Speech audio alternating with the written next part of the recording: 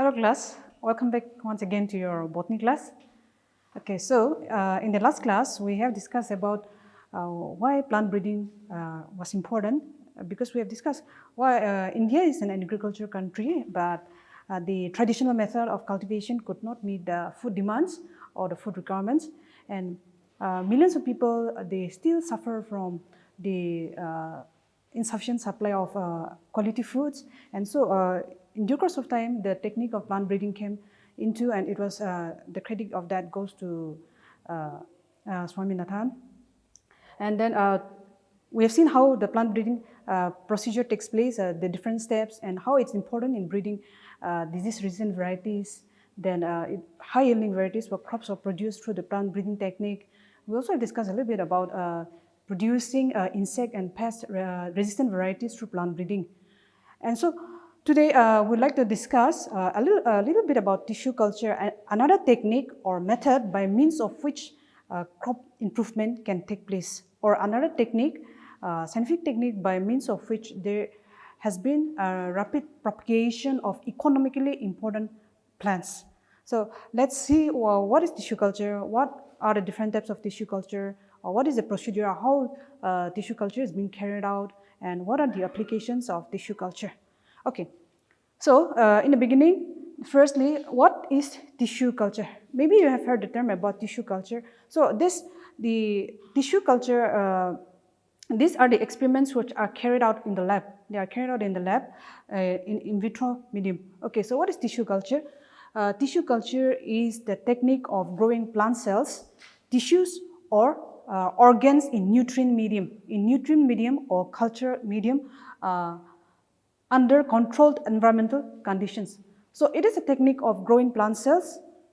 It can be a single cell, or it can be a group of cells or tissues, or it can be even an organ which they are grown in culture medium or nutrient medium under controlled environmental conditions. So the experiment is carried out in the particularly in the lab. Okay, so the part of the plants, the cells that are used for this tissue culture experiment or this technique, it can be taken up from the root tip, it can be from the shoot tip, or it can be even the embryo or ovule or ovary, or even the petiole or any cell of the leaves. So this part of the plants that are used for culturing in culture medium, they are known as explant. They are known as explant. Okay, so we've talked about this culture medium. So this culture medium, the cells and tissues and organs, they are cultured in culture medium. And so this cultured medium, they can be, instead of using the soil, since they are carried out in the lab, the culture medium can be solid, it can be even semi-solid or liquid. The culture medium used for tissue culture are solid, it can be solid or liquid or semi-solid. So this culture medium, they are provided with inorganic salts, then organic nutrients and growth hormones. So in the conventional way, we see that it is from the soil that the plants obtain their nutritional requirements. From the soil they get salts or organic nutrients, or even from the growth hormones. They can synthesize it themselves, or they are applied externally in the conventional or traditional method of growing plants. However, in tissue culture, the nutrients, even in tissue culture, even if they are grown in vitro method in the lab, the cells or the tissues or even the organs, they need nutrients. They need salts. They need even the growth hormones. So this nutrient medium or culture medium, they are provided with inorganic salts. Then they are provided with organic nutrients like glucose, fructose, amino acids, and vitamins, and they are also provided with growth hormones. The growth hormones can be auxins, it can be gibberellins or cytokinins, and in case of solid or semi-solid culture medium, the material known as agar-agar, which is a jelly-like substance, is usually used, which gives a solid or semi-solid setting of the culture medium. So these inorganic salts, they provide salts, micro and macronutrients to the plant cells or tissues or the organs, and fructose, glucose, they serve as a source of energy to the actively dividing cells, and the growth hormones, auxins, gibberellins, cytokinins, then even amino acids and vitamins, they are also used for the culture medium. Okay, so this technique of tissue culture was first started by Hamberland, and he started this technique by growing isolated mesophyll cells. So, and depending upon the type of the medium used, or depending upon the type of the medium that is being used for the culture of tissues and cells or organs, there are two types of tissue culture, or two types of medium: callus culture and suspension culture. Okay, so in callus culture, the medium is usually a semi-solid or a solid medium, and the substance, as we have discussed, agar is usually used. And in this callus culture, in this types of tissue culture, the cells, they undergo division. They undergo mitotic division, giving rise to an unorganized mass of cells. And that organized mass of cells is known as callus. So after some growing it in the medium for some certain period of time, the callus, or the unorganized mass of cells, they start developing leaves and then slowly into miniature plants. And the next type of medium or tissue culture is suspension culture. So in suspension culture, the type of the medium is liquid. So the cells are grown in a liquid medium, and this liquid medium, from time to time, the medium is agitated, so that there is a mixing of the nutrients and the breaking up of the aggregated cells into single cells or small colonies of cells, and airs are provided for aeration of the culture medium. So in this way, the growth of the cells in suspension culture is quicker or faster as compared to that of the callus culture. So these are the two types: callus culture and suspension culture are the two types of tissue culture. And next is subculturing. Okay, what is subculturing? Subculturing is the technique of transferring. Okay, it's the technique of transferring some cells or part of the cells from the culture medium into new culture vessels, or culture medium into a new, from the old culture medium to new culture medium, subculturing. So why subculturing should be done? It is because that as the cells in the culture medium, they undergo division, the mass of the cells increases, the biomass increases, then as the cell increases, the space becomes limited for them. The space becomes limited for the actively dividing cells. So it has to be recultured again into a new culture medium where nutrients are fresh. Okay, and the next point why subculturing is required is that as the cells goes on dividing, the level of the nutrients also decreases. As the cell keeps on dividing or forming an organized mass, the nutrients are constantly being used up. So the level of nutrients decreases. As such, they have to be cultured into a new culture medium where the nutrients remain fresh. And also another is that the volume of the nutrients decreases because of use and evaporation. So subculturing is important because the mass of the cells increases, the level of the nutrients decreases, and the volume of the nutrients decreases. As such, it has to be the cells or the colonies has to be replaced, or it has to be regrown into a new culture medium. Okay, that is called subculturing. Okay, so now how is tissue culture done? How is it that the plants are grown in culture medium? How is it that they are again transferred? Okay, procedure. Let's see the procedure of this technique. Okay, the procedures are: it involves selection, involves sterilization, transfer, callus formation, and organogenesis. Okay, the first step in tissue culture technique is selection of explant. Okay, we have discussed what is explant. It is the part of the plant that is to be used in tissue culture.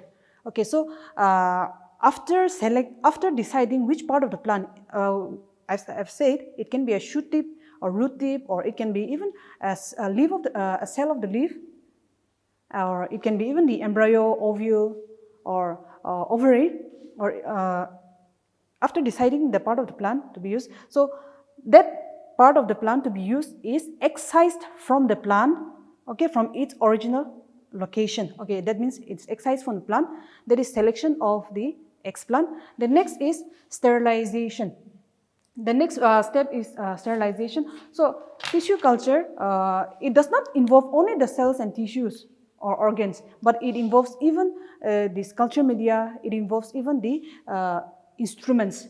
So all these equipments or even the explant, the equipments or the media that are to be used in the experiment or to be used in this tissue culture method, they have to be sterilized. They have to be made microbe free. They have to be made free of microbes in such a way that there is no contamination from the external environment. Okay, so that is sterilization. And this in case of the sterilization of the explant, they are these plant parts, they are made microbe free by treating them with certain chemicals, by treating them with antimicrobial chemicals. And for the media they are washed with sodium or calcium hypochlorite solution. The medium that is going to be used or the culture media that is to be used is also sterilized, and as such they are washed with calcium or sodium hypochlorite solution. And for the instruments, that it can be all those test tubes or petri dishes or even the holders or conical flasks or beakers or all those pipes, pipettes and all. So all those instruments or even the burner or anything that is to be involved in this technique, they have to be sterilized. And so the sterilization of the instruments are done by exposing them to steam or dry heating them or by autoclaving them at 120 degrees centigrade for about 15 to 20 minutes. So in this way, the explant, the media and all the instruments to be used, they are made free of microbes, and as such they are now ready for the experiment to be carried out. Next is the transfer of the explant into the culture medium.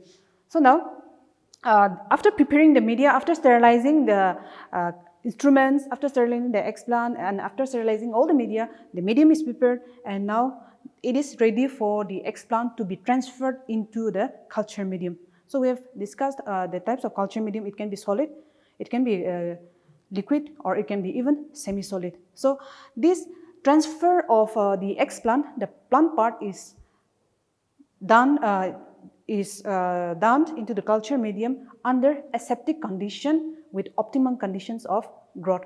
So the condition that under which transfer of cells or tissues or organ is to be done is it's aseptic.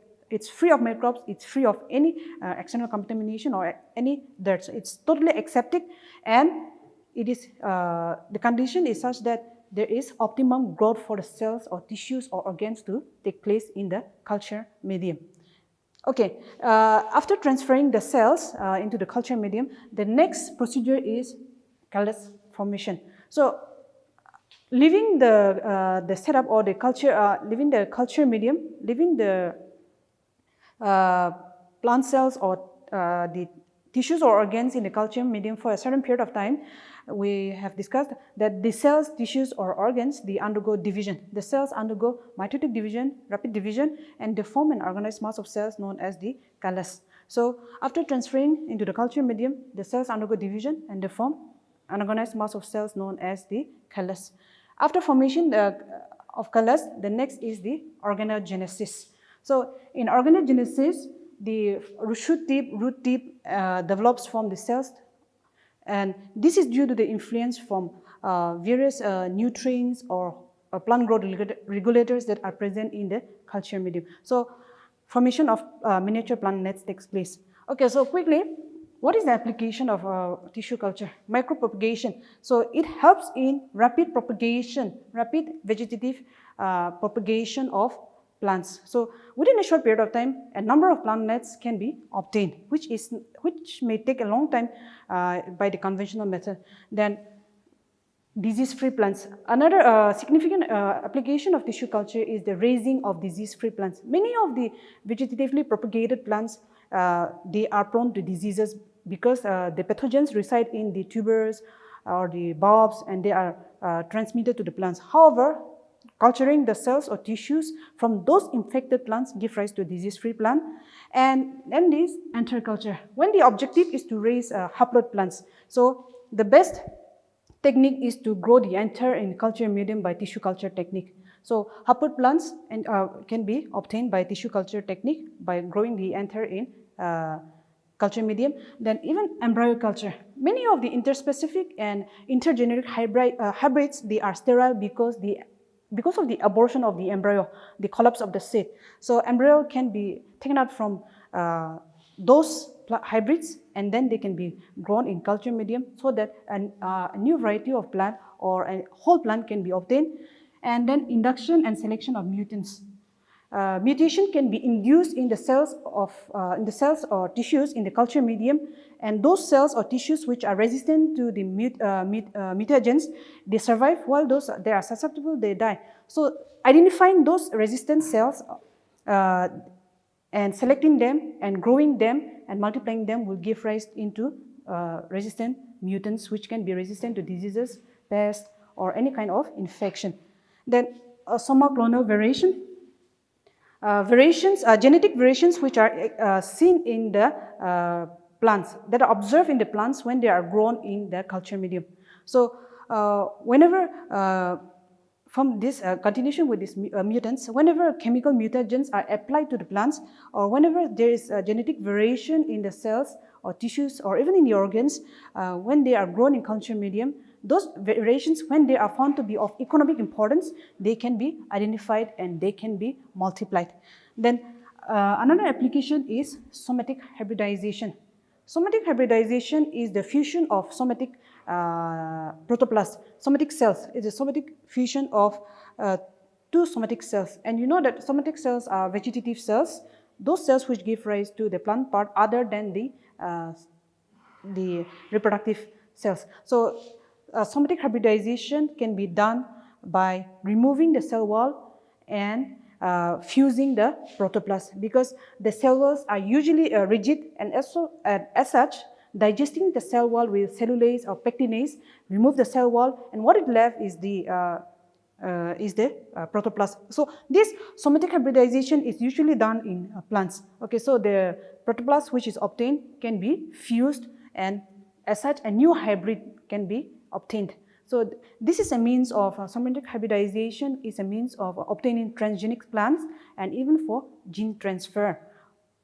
So these are some of the applications. These are some of the important applications of tissue culture: micropropagation, rapid propagation, disease-free plants, enteroculture, obtaining a haploid plant, embryo culture, induction and selection of mutants, somacronal variations, and somatic hybridization.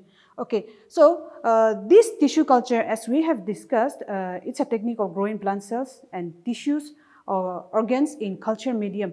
It's also one of the most important technique of producing disease-free plants and rapid propagation of plants.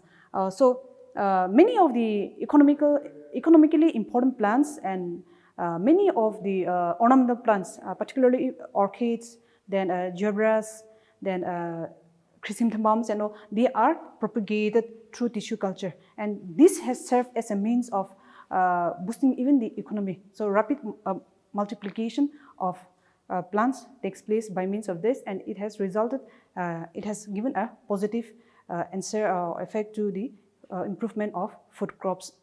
So plant breeding, tissue culture, then biofortification. So all these are some of the important methods of breeding disease-resistant varieties or high-yielding varieties and improving the food production in our country. So with this, I wind up this chapter, and I want to see you, I hope to see you with a new chapter in the next class again.